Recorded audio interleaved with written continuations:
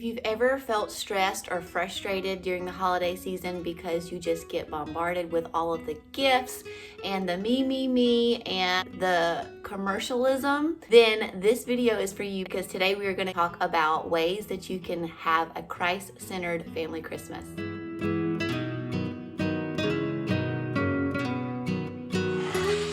Hello friends, welcome. I hope you are all having an incredible Christmas season. We have been really busy around here. I'm actually filming this video the day I have to get it out. And normally I post early in the morning, but today I'm posting later in the day. So hopefully you guys understand, but it has been wild. But my parents have the kids for the next 5 days. So I have a little bit of time to work on some content for you guys. So today I wanted to talk to you about ways that we can keep Christmas Christ-centered, because it just feels so commercialized and there's just so much emphasis on gift giving. And that's really not what Christmas is all about as Christians, right? We don't want to be teaching our kids that the reason for Christmas is to get, and even just to give. It's to celebrate Christ's birth, and that is what we want to focus on with our kids. So before we get started though, please go ahead and like this video and subscribe to my channel if you haven't already. It helps me so much, and I just appreciate you guys so much. Those of you that have already subscribed and will subscribe, thank you. And so without further ado, nope, not gonna say that. I can't stand when people say that. Let's move in to some ways that we can keep Christmas Christ-centered. So the first thing we need to do is we need to teach our kids why we celebrate. And one way that our family does this is through family Advent. And we celebrate Advent. We do this as a family. We kind of do it as a family devotion. And I shared in my previous video, I'll link it here, kind of the devotional that we use. It's not sold anymore, but they have one that's almost exactly like it.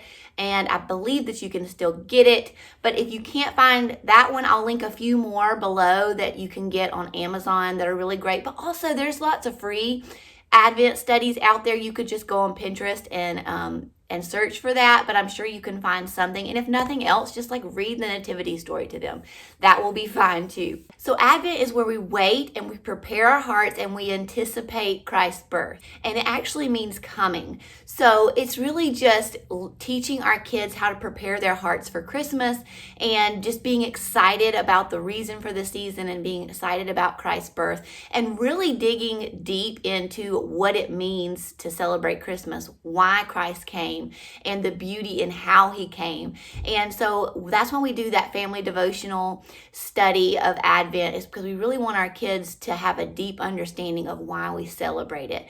And so the Daily Grace Code devotional that we do really is great for that, and it really helps the kids really understand why we're celebrating. We do that usually as a family in the evening. Sometimes we'll do it in the mornings depending on my husband's work schedule, but I think it's beautiful to study that as a family. You could just do it as the teacher in your homeschool, but I feel like it's beautiful to do it as a family. It really helps us all just kind of come together, and it creates really fun family memories as well, and great conversation. But we also do this really fun family Advent calendar, and it is just a bunch of pieces of paper that I have strung on a string on our little mantle that stays in our schoolroom / playroom. I just attach little pieces of paper to a string that have the date on them, and inside those little pieces of paper is another piece of paper that tells what we're going to do that day.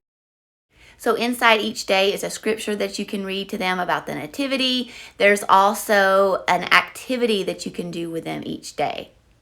The beauty of this is that I have created it to where we're doing things for other people. Some days it's just really fun stuff like let's drink hot chocolate. But a lot of days it's like doing something for others and focusing on others, because we want to share the gift that God gave us, which is Jesus. We want to share that with everybody. And a great way to do that is by giving back and giving to others during the season. And it's such a great time to do that. So inside those cards, it'll say, go out to eat and over tip the waitress. It'll say, go to a random grocery store and put quarters in all the little bubblegum machines for the next kid who comes over there. It says, make cookies and hand them out to the neighbors. It says, make brownies and take them to the fire station nearby and give them to our local firefighters or policemen, and just different things like that. We don't do, like, that can seem like a lot, so I usually try to space them out. Like, one day it'll say snuggle up and watch a Christmas movie as a family, so it'll say do a Christmas craft, things like that. So you're not having to like go out and like do a whole bunch of stuff every single day, because that can get a little bit stressful. But you can move these around. Like if there's a day like I'm like, oh, I know we can't make cookies tomorrow and that was scheduled for tomorrow, I'll just move that card to another day. So it makes it really easy and simple. And you could even like pull cards out if there's a day you just don't feel like doing anything. But the kids absolutely love this little tradition that we've done with our Advent calendar. They think it is so much fun, and they're always just really anticipating what the next day will hold. And you could really use this as your sole Advent study, because it does have those scriptures with it. We also do Santa Claus and Elf on the Shelf. Those are all just really fun things that we do for the kids. But we know that is not what Christmas is all about. So that's why we really try to hone in on the Christmas Advent and the reason Christ came. And we really try to explain that a lot with the kids. And of course, another great way that you can teach them the why of Christmas is get them in church. That's always a great place to start. Obviously, you want to be doing it at home, but get your children in church if you haven't already. We know that the Bible tells us that we need to gather with other saints. Like, it is so important for our spiritual health to be around other believers, and it's the same for our kids. So I definitely encourage you to find a home church if you don't already have one. The number 2 thing, we've already talked about it a little bit, but let's teach our kids to serve others and give during this season. And so that it's not just about us and what we can receive and what we can do that's fun and us. It's about serving others and giving to others, because that's really what it's all about to be a Christian, right? Is to give, love, serve. So a few ways that we just try to do this as a family is we always like bake for our neighbors and our friends. So we do that as a family. We make cute little boxes and we hand them out to the neighbors. We love to pay for people's food in line. We really do this all year round, but especially in the Christmas season, we'll pay for the person behind us in line at like Starbucks or McDonald's or wherever. We love to overtip our waitress. I already talked about this. We also love to volunteer. I usually take my older 2 and we try to volunteer in some way in our area. This year, I think we're going to be wrapping presents for a local like ministry that helps people in need. But you could also do just like homeless shelters, food pantries, any kind of ministry in your area. They're usually always doing something this time of year and can always use some extra help. But it's also a great thing to do because your kids can actually see. Not everyone lives like we do, and not everyone has the things that we do and are blessed like we are. And it really helps open their eyes, and really I feel like it teaches them how to appreciate the things that they do have even more. Another thing that we do is we encourage our kids to use their own money to buy gifts for each other, for us, and for their grandparents. And we've been doing this for years, and we usually just take them to Dollar Tree and they get to pick out something that they think we will all like. And it is a really sweet time for them. They don't get to buy anything for themselves. It's all about buying for others, and they have the best time with this. And it's something that my oldest especially, he's been saving up for, and he already has like ideas. And I just feel like it's awesome for them to use their own money, because that really teaches them the value of giving and the joy that comes from that. Because when you spend your own money on something, it's different than if somebody else bought something for you to give to somebody. It's different, and I feel like it really teaches them responsibility and how to manage money and so many other things. But we love doing that. You could also do like the shoebox with Operation Christmas Child. I think it's too late to do that this year, but that could be an idea for next year. You could also do angel tree. A lot of different churches do that. I think it's usually like single parent families that they are trying to help. You know, like our church used to do it for really anybody that was really in need. So it just kind of depends church to church how they handle that. But that's another really great thing to give to. And the number 3 thing, guys, is just to take time to really enjoy this season. Don't make it about the rush and the hurry and the busyness. Make it about the celebration of Christ's birth.